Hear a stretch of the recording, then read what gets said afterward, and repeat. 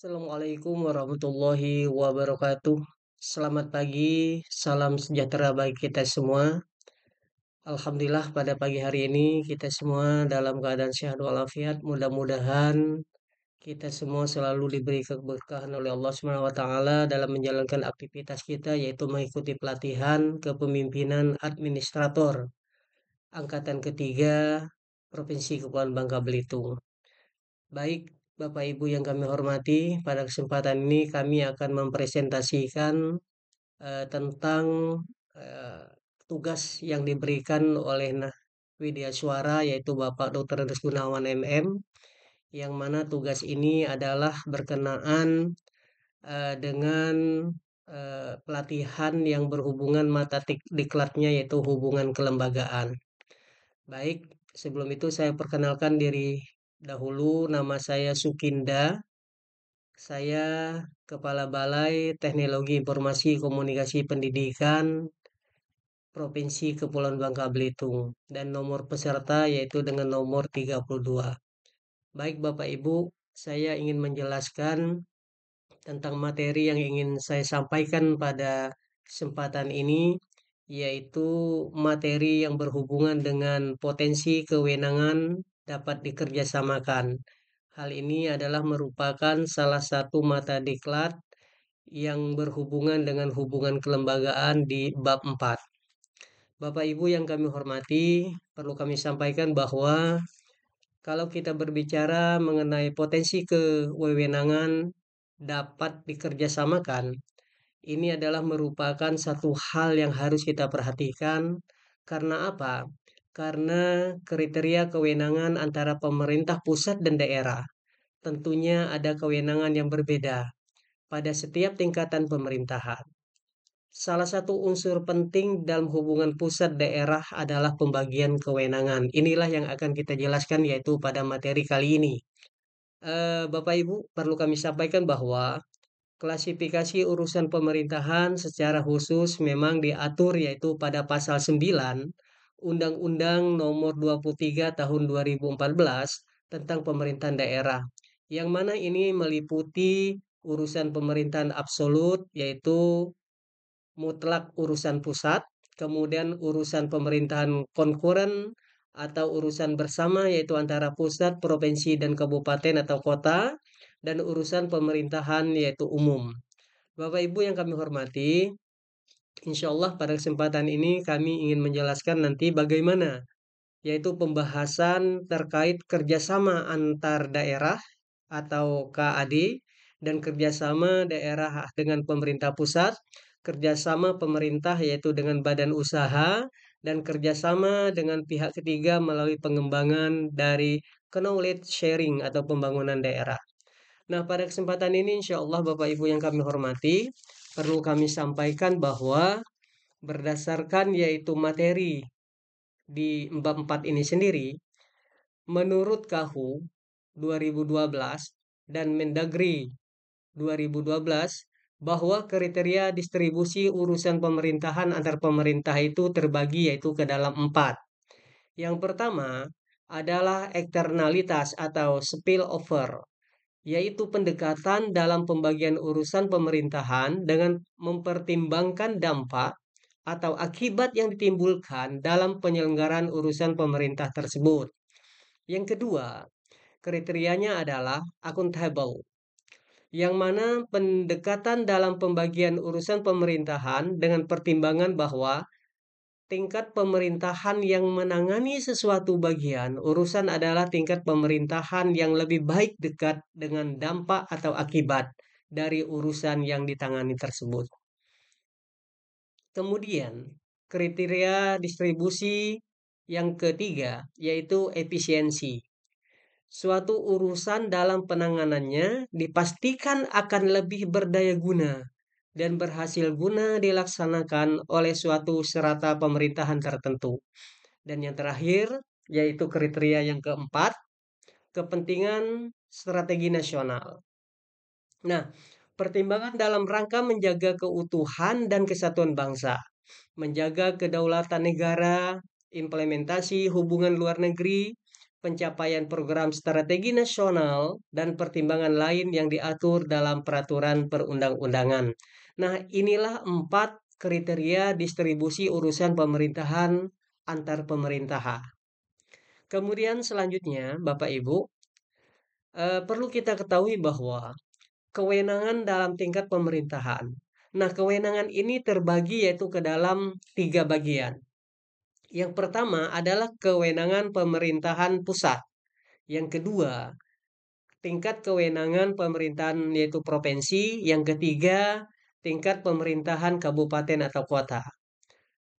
Kewenangan tingkat pemerintahan pusat adalah berwenang membuat norma-norma, standar prosedur, money, supervisi, fasilitas, dan ukuran urusan-urusan pemerintahan dengan eksternalitas nasional.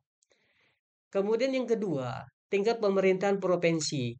Berwenang mengatur dan mengurus urusan-urusan pemerintahan dengan eksternalitas regional atau lintas kabupaten kota. Dan yang terakhir adalah tingkat pemerintahan kabupaten atau kota, yang mana berwenang mengatur dan mengurus urusan-urusan pemerintahan dengan eksternalitas lokal atau dalam satu kabupaten kota. Nah, ada 3 inilah yaitu tingkat pemerintahan kita, bahwa ada pusat, provinsi, dan kabupaten atau kota. Kemudian selanjutnya perlu kami sampaikan juga bahwa bagaimana kriteria kewenangan pemerintah pusat, provinsi, dan kabupaten atau kota. Nah, sebagaimana diatur yaitu dalam Undang-Undang Nomor 23 Tahun 2014 tentang pemerintahan daerah. Ada beberapa aspek ya yang perlu kita perhatikan. Yang pertama ada aspek lokasi. Yang kedua ada aspek pengguna. Kemudian yang ketiga yaitu ada aspek manfaat atau dampak. Yang keempat ada aspek penggunaan sumber daya. Dan yang kelima lainnya. Mari kita lihat yaitu berdasarkan aspek tersebut. Kalau kita melihat yaitu dari pemerintahan tadi, bahwa kita akan melihat yang pertama bagaimana pemerintah pusat. Lokasi pemerintah pusat ini adalah urusan pemerintahan yang lokasinya lintas daerah provinsi atau lintas negara. Sementara pemerintahan provinsi lokasinya lintas daerah kabupaten atau kota. Sedangkan lokasi pemerintahan kabupaten atau kota berada di dalam daerah kabupaten atau kota. Kemudian kalau kita lihat yaitu dari aspek pengguna. Aspek penggunanya, pemerintah pusat, urusan pemerintahan yang penggunaannya lintas daerah provinsi atau lintas negara. Nah, sedangkan pemerintahan provinsi, penggunanya adalah lintas daerah kabupaten atau kota. Dan pemerintah kota atau kota, kabupaten atau kota, penggunanya adalah berada dalam daerah kabupaten atau kota itu sendiri. Kemudian kita lihat yaitu dari aspek manfaat atau dampak. Pemerintah pusat, urusan pemerintahan yang manfaat atau dampak negatifnya lintas daerah provinsi atau lintas negara. Sedangkan untuk pemerintahan provinsi, manfaat atau dampaknya adalah lintas daerah, kabupaten atau kota. Sedangkan pemerintah kabupaten atau kota, manfaat atau dampaknya berada dalam daerah kabupaten atau kota tersebut. Kemudian kita lihat yaitu dari aspek pengguna sumber daya. Kalau kita lihat yaitu pemerintah pusat, urusan pemerintahan yang pengguna sumber dayanya lebih efisien apabila dilakukan oleh pemerintah pusat. Kalau bagian provinsi atau pemerintahan provinsi lebih efisien apabila dilakukan pemerintahan provinsi. Sedangkan yaitu untuk pemerintahan kabupaten kota, pengguna sumber dayanya lebih efisien apabila dilakukan oleh pemerintah kabupaten atau kota.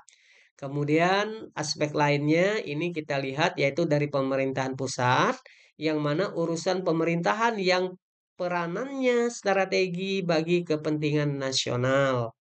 Oke, Bapak Ibu, kita lanjutkan. Nah, sekarang kita akan melihat Bapak Ibu, bagaimana klasifikasi urusan pemerintahan. Sebagaimana yang sudah saya jelaskan tadi bahwa berdasarkan yaitu kriteria, urusan pemerintahan itu terbagi ke dalam 4, yaitu ada eksternalitas, akuntabilitas, efisien, dan kepentingan strategi nasional.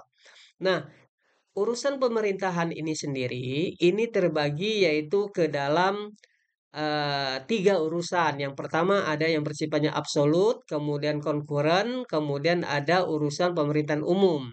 Yang mana absolut ini terpusat yaitu pada pemerintah pusat.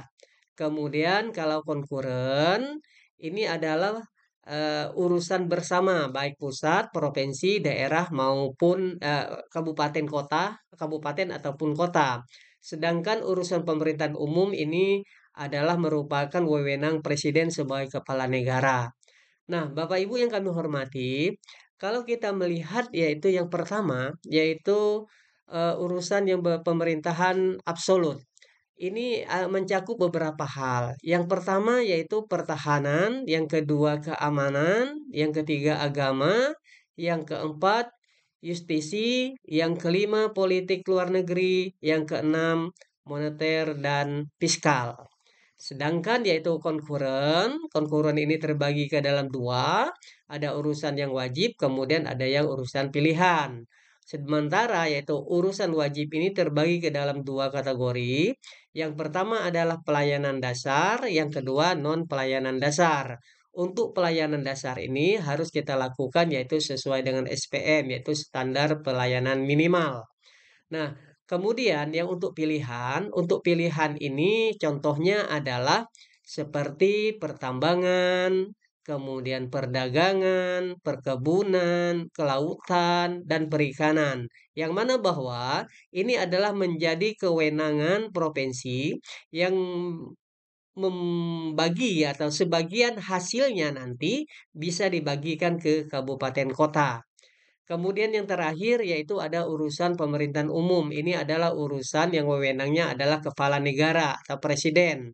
Yang mana ada beberapa hal di sana yang berkaitan dengan hal tersebut. Contohnya adalah bagaimana pembinaan tentang wawasan kebangsaan, kemudian pembinaan persatuan dan kesatuan, kemudian pembinaan kerukunan antar sara, kemudian lagi yaitu penanganan konflik sosial, kemudian koordinasi tugas antar instansi yang ada di daerah, kemudian yang keenam adalah bagaimana pendelegasian atau yaitu pengembangan demokrasi. Yang ketujuh adalah pelaksanaan urusan pemerintahan yang bukan merupakan wewenang daerah ya atau tidak dilaksanakan lintas vertikal. Nah, ini adalah bagian yang merupakan yaitu klasifikasi urusan pemerintahan. Bapak Ibu, mari kita lihat, yaitu agar lebih jelasnya, mari kita lihat bagaimana prinsip klasifikasi urusan pemerintahan itu sendiri. Kategori pengaturannya ini bisa terbagi yaitu ke dalam beberapa kategori. Yang pertama adalah kategori pelaksana, kemudian yang kedua ada kategori yaitu mengenai pendanaan, dan yang ketiga yaitu adalah mengenai kategori pengaturan lainnya. Kalau kita lihat Bapak Ibu, yang pertama adalah kategori pengaturan, di mana bahwa kita mengetahui klasifikasi urusan pemerintahan terbagi tiga. Tadi ada absolut, konkuren, dan urusan pemerintahan secara umum. Nah, kemudian di sini dijabarkan dalam hal pelaksananya, misalnya, yaitu pemerintah yang absolut, yaitu terpusat pada pemerintah pusat. Ini dapat dilaksanakan sendiri oleh pemerintah pusat, ya, pemerintah pusat. Kemudian dapat juga dilakukan kepada instansi vertikal atau gubernur sebagai wakil pemerintah pusat, kemudian tidak dapat ditugas perbantukan kepada daerah otonom karena tidak ada perangkat daerah yang melaksanakan. Nah, kemudian lagi contoh misalnya untuk urusan pemerintahan konkuren yang mana pelaksanaan urusan pemerintah menjadi kewenangan daerah. Ini adalah merupakan kewenangan daerah dilaksanakan berdasarkan azas otonomi daerah. Kemudian contohnya lagi yaitu urusan pemerintahan umum, pelaksanaan urusan pemerintahan yang merupakan kewenangan presiden. Nah, ini adalah merupakan kewenangan presiden sebagai kepala negara dalam rangka yaitu pelaksanaan pemerintahan di daerah dilaksanakan oleh gubernur, kemudian bupati atau wali kota di wilayahnya dibantu oleh instansi vertikal. Nah, kemudian dari segi yaitu kategori pendanaan, kalau yaitu urusan atau pemerintahan yaitu yang absolut itu dibiayai dari APBN, kamu konkuren ini dibiayai dari APBD, kemudian yaitu yang pemerintahan secara umum ini dibiayai dari APBN.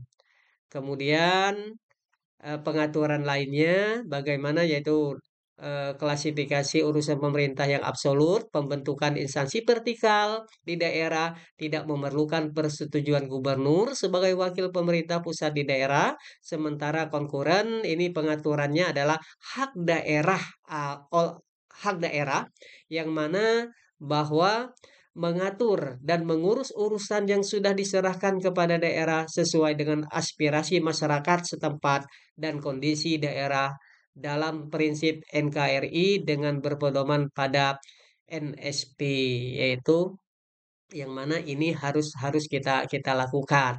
Kemudian pengaturan lainnya yaitu gubernur yang mana gubernur bertanggung jawab kepada presiden melalui yaitu Mendagri, dan bupati atau wali kota bertanggung jawab kepada Mendagri melalui gubernur sebagai wakil pemerintah yang ada di pusat. Ini adalah merupakan yaitu hal yang perlu kita lakukan yaitu urusan pemerintahan secara umum. Yang mana tadi bahwa telah kami jelaskan dari yaitu klasifikasi urusan pemerintah yang ada tiga tadi semuanya itu dapat kita lihat yaitu beberapa kategori yang dapat dilaksanakan. Barangkali ini Bapak Ibu yang perlu kami sampaikan pada kesempatan ini. Mohon maaf kiranya ada hal-hal yang kurang dan hanya kepada Allah saya mohon ampun. Mudah-mudahan apa yang saya jelaskan ini akan memberikan manfaat yang berarti buat diri kita untuk menambah kompetensi kita, pengetahuan, serta pengalaman kita dalam melaksanakan tugas sebagai ASN yang lebih efektif dan tentunya dalam rangka melakukan proses perubahan. Demikian, terima kasih. Wassalamualaikum warahmatullahi wabarakatuh.